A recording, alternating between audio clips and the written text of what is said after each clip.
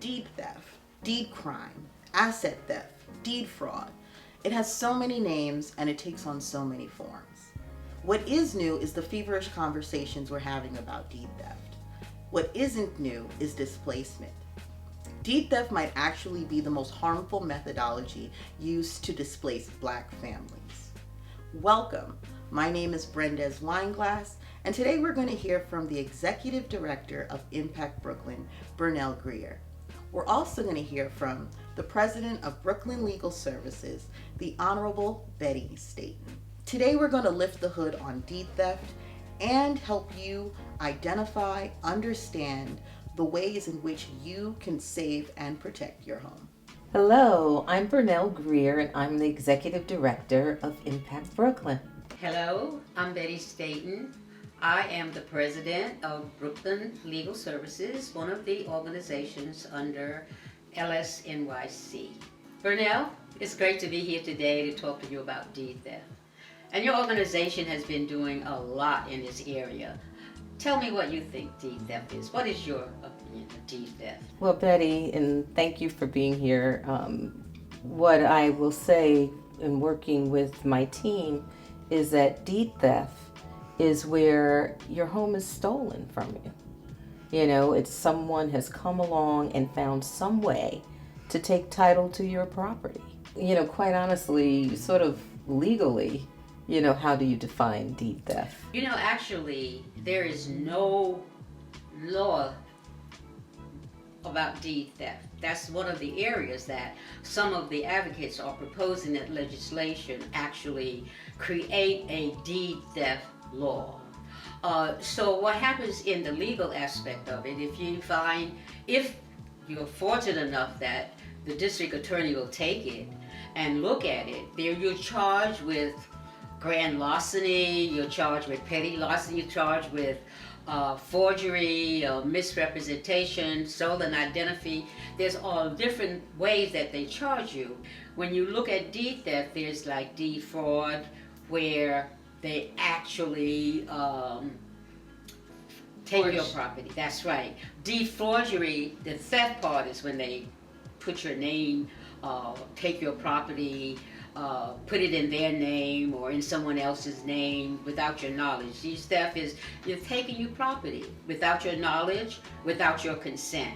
Now, without your knowledge, the way I've looked at it is when it's a fraudulent transfer, when they actually go in and steal your property without your knowledge. Without your consent is when there's deception and they try to fool you. They make promises about either correcting your credit debts, either getting you a mortgage or helping you with a short, some other kind of deception is when they take it without your consent, because you're signing away your property thinking that it's really still going to be your property. Yeah, but the fact that you've signed it.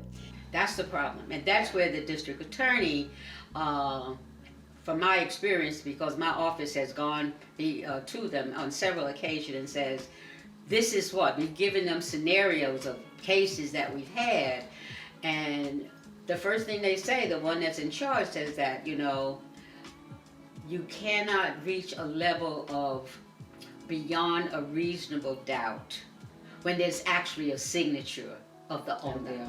Is their word against, two words against the other. If you have no witnesses, if you have no other independent evidence that will show that this was something that you didn't know you were doing, it's your word against them. You have your signature is there. It doesn't matter if you never read it, because of course they advise you just sign it. You know, this is just something. This is what we're going to do. And most of the people that lose their property that way are under pressure.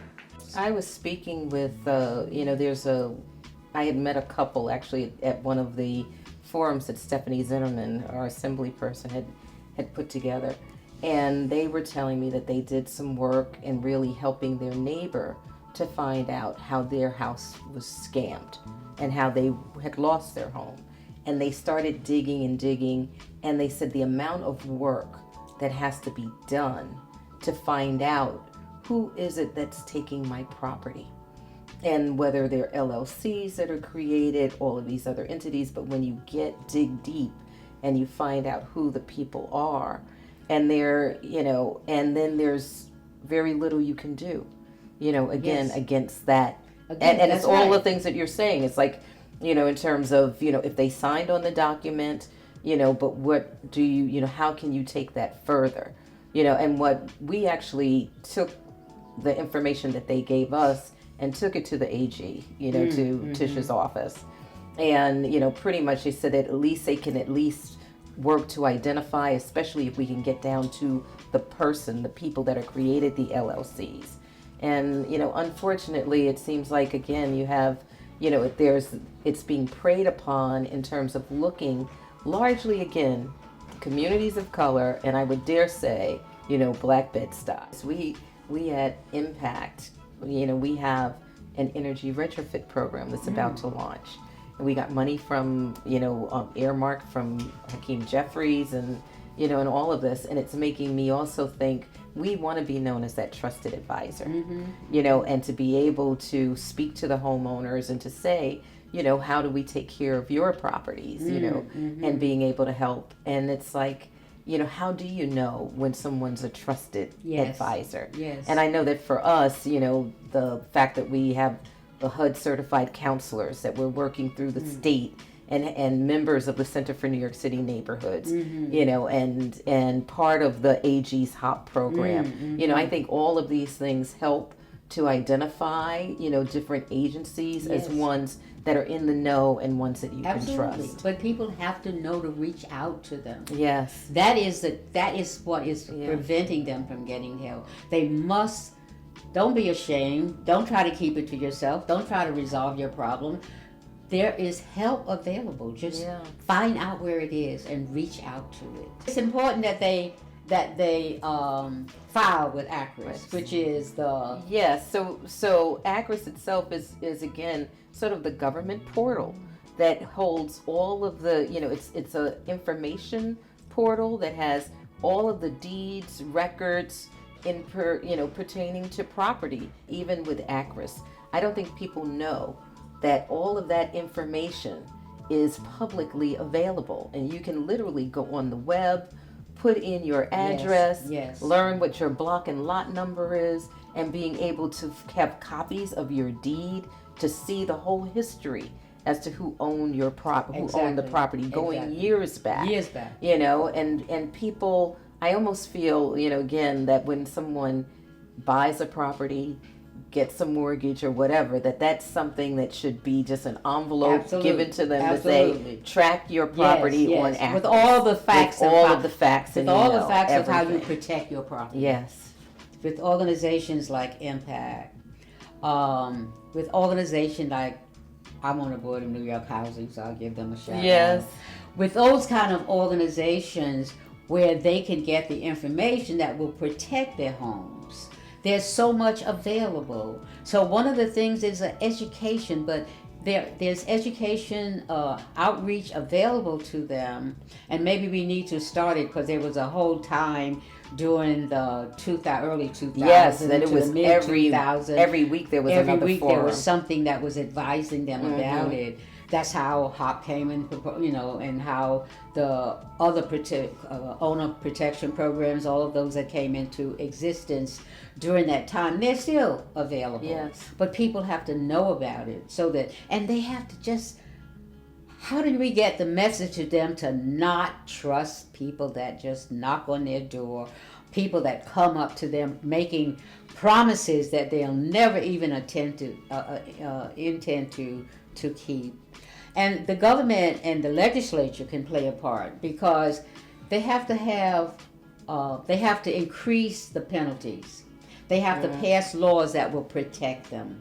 There's various areas where there's gaps in the law that could be filled out. Like, for instance, if they had a regular law that deed theft was a crime in itself. Yes. And they would have to rely on larceny and grand larceny and all. But deed theft was a crime. And then once that's proven, that they would actually commit these people to jail, to prison. Sometimes they just get a slap on the wrist. There was one that I read about. He had scammed out 1,000 homes and he never went to jail. Yeah. They have to have stronger penalties for doing this. This is terrible. In one situation we were talking about, you not only lose your home, you lose your life.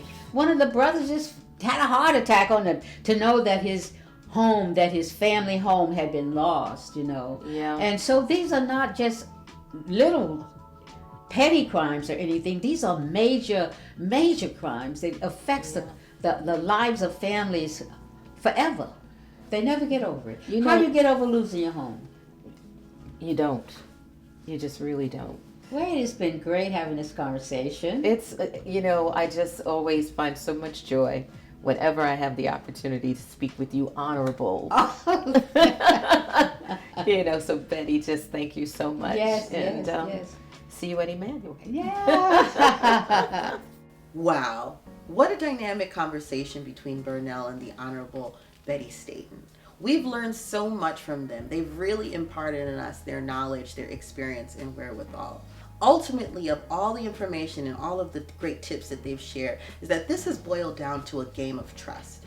Impact Brooklyn is who you can trust. Reach out to us so that you can be put in touch with our home services department, and we can ensure that you receive the resources and the connections so that you can protect and save your home.